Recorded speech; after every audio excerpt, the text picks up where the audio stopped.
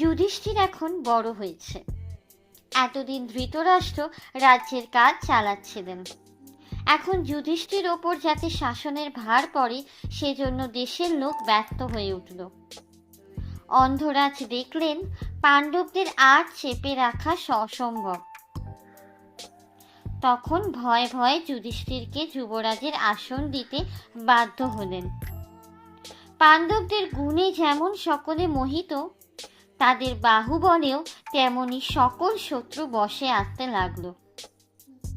এমনকি পাণ্ডুও যে শত্রুদের শাসন করতে পারেননি, ভীম অর্জুনের কাছে তাদেরও মাথা নিচু হলো।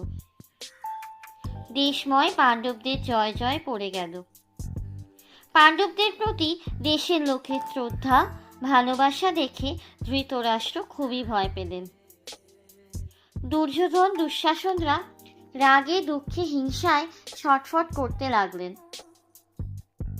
তারা ভাবলেন পাণ্ডবদের আর বাড়তে দিলে রক্ষা নেই, যে কোনো প্রকারে হোক ওদেরকে বধ করতে হবে, নয়তো নির্ঝঞ্ঝাটে রাজসুখ ভোগ করা কোনো মতেই সম্ভব নয়। এরপর দুষ্ট মন্ত্রীদের নিয়ে গোপনে পরামর্শ চলতে লাগলো। শেষে এই ঠিক হলো যে ধৃতরাষ্ট্র শিব পূজা উপলক্ষ করে পঞ্চপাণ্ডব আর কুন্তিকে বারানবত নামক স্থানে পাঠিয়ে দেবেন। মন্ত্রী পুরোচন আগে সেখানে গিয়ে চর্বি, ঘি, পাট, শন, গালা প্রভৃতি দিয়ে কৌশলে এমন একখানা বাড়ি প্রস্তুত করে রাখবে যে আগুন ছোঁয়ানো মাত্রই যেন তা দাউ দাউ করে জ্বলে ওঠে।